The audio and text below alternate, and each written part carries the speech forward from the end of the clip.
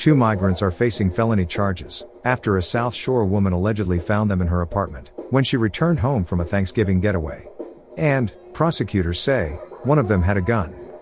The victim, a 48-year-old woman, returned to her apartment in the 7300 block of South Phillips around 5:45 a.m., Saturday, November 29, only to notice that her door had been damaged, a Chicago police report said. When she put her keys in the lock, the door swung open, and she encountered a man holding a firearm, speaking Spanish in an aggressive manner, the report stated. She decided to go to the lobby and call the police. The cops talked with her, and then knocked on her apartment door, which was allegedly answered by 20-year-old Jennifer Josefina Corrales Garcia. Officers detained Reiner de Jesus Escobar Tona, 24, as he exited a bedroom, the report stated. According to prosecutors, police found a loaded .40 caliber handgun, an empty extended magazine, and a rifle optic scope inside a suitcase in the bedroom. The victim said none of those items belonged to her. Escobar Tona told investigators he found the gun in the trash, and he paid a guy $100 to get into the woman's apartment, according to a court filing. He denied being in the residence when the victim was allegedly confronted by an armed man. If you think that it's crazy to go visit family for Thanksgiving, and to return home to find a motherfucker with a gun, keep watching because we have two more wild stories from Chicago's most dangerous street organization, Goofy Gang, and please, smash that like button and subscribe to the Cartoon News Network.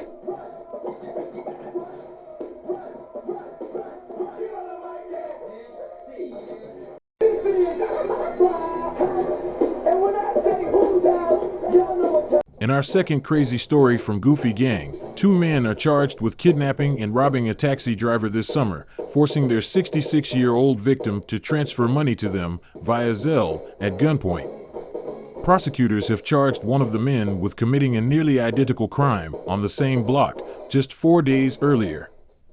Yeah, you heard me. Goofy Gang thought it was a good idea to pull a gun on a cab driver and have that cab driver Zelle them money, as if police wouldn't trace the financial transactions.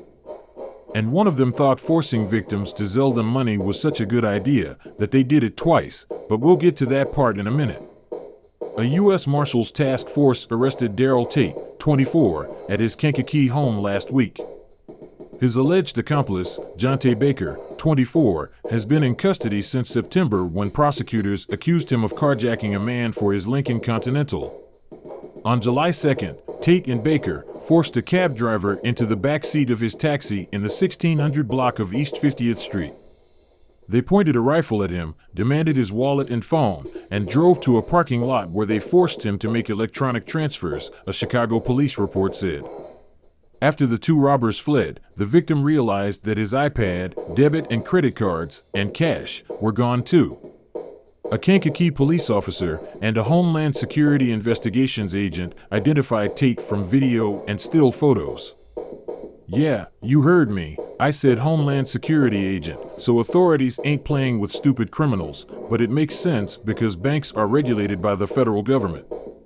Judge Ankur Shrivastava ordered Tate detained pending trial on charges of armed robbery and armed kidnapping.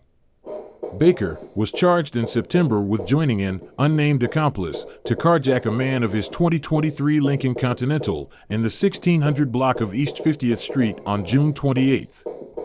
The duo forced the victim to ride around in the Lincoln as they used his debit and credit cards and made bank transfers, prosecutors said.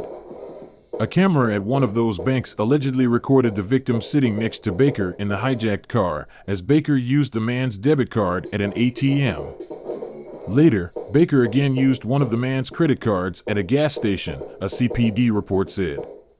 Prosecutors subsequently secured a grand jury true bill indictment for Baker in the taxi cab robbery too.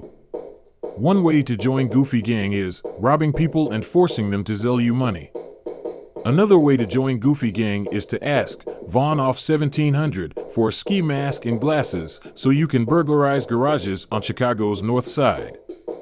For the past few weeks, residents of a North Side neighborhood have grown tired of a prowler who has been breaking into garages and snooping around yards. One of many residents who've posted video of the thief on the Ring network said he's been seen in so many surveillance clips lately, he seems to be a regular TV star throughout the neighborhood. His neighborhood fame got a boost on Sunday night when Chicago police detectives released a couple of surveillance images and asked the public to help identify him. The photos released by CPD show the man burglarizing a garage in the 1800 block of West Balmoral around 2:30 a.m. on November 29th. Police said he got 2 bikes, an electric cargo bike, and DeWalt tools and chargers. Ring video posted online showed how he got in. He crawled over the back fence, pulled a yellow crowbar from his backpack, and easily pried the door open. This video shows the break-in along with shorter clips from a couple of other incidents.